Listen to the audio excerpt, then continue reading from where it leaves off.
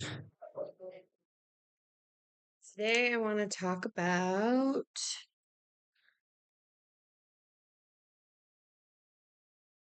the struggle with depression and uh, anxiety, ADHD, bipolar disorder, all those things that I struggle with.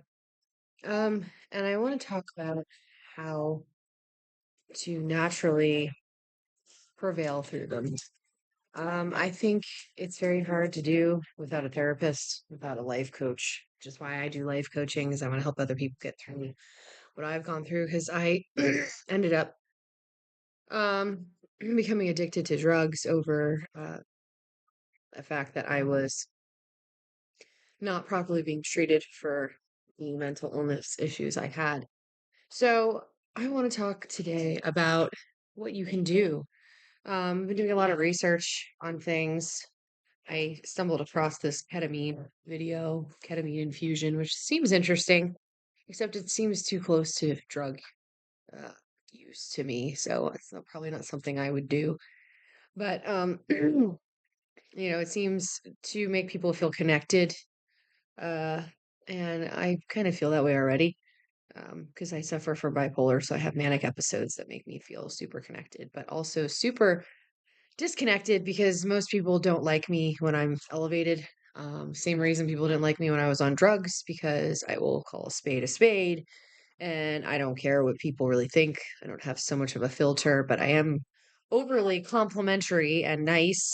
But if you piss me off, watch out. So, struggling with these highs and lows my whole life. I didn't have bipolar disorder until I was diagnosed with Lyme disease when I was 15, 16 years old. And I had my first manic episode when I was 15 years old. So that was directly due to Lyme disease. So thank God I wasn't born mentally messed up. I derived it from Lyme disease. So that's my, you know, conclusion. Others in my family struggle from that kind of stuff as well. But my main goal today is to talk about my recovery, um, and where my personal experiences have taken me into God-sized recovery, I guess. I found the Lord through my addiction. I found many forms of recovery in breath work, shadow work, life coaching, therapy.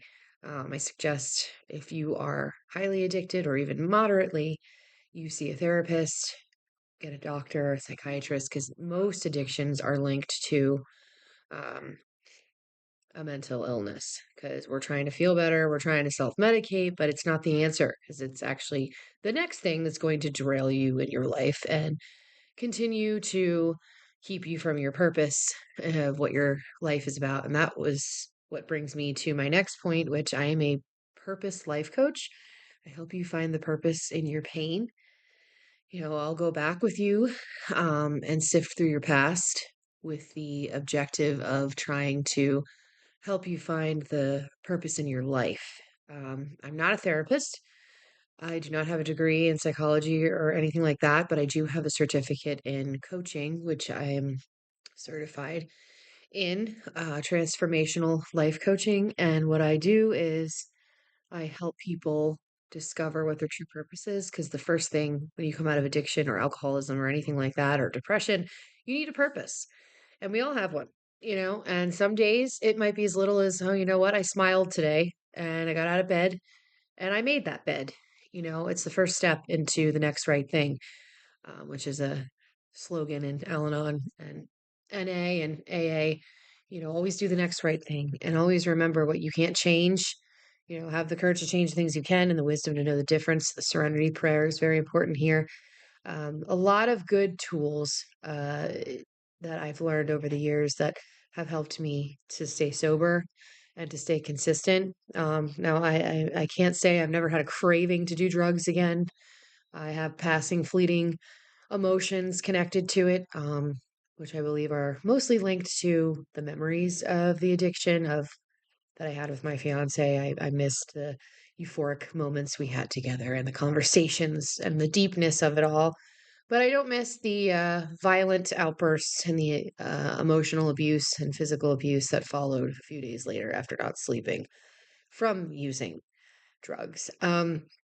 So, what I can say there without going into grave detail is that drugs are not the answer.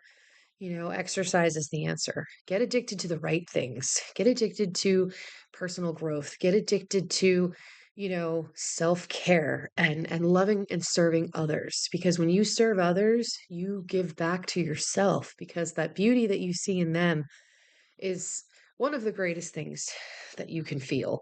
That's why at a lot of 12-step programs, they encourage service work because it is a form of giving back where you got. And it feels really good to help others and aid in that and aid in other people's recoveries while you're going through your own. It's one of the main things we can do in recovery is to help someone else find recovery. Um, and I don't like to completely, excuse me, preach the gospel on here because I know not everybody's with the whole God thing. They think and believe in the universe or they don't believe in anything, which is sad. I believe in Jesus. I believe he is Lord. That's what pulled me out of my dark addiction.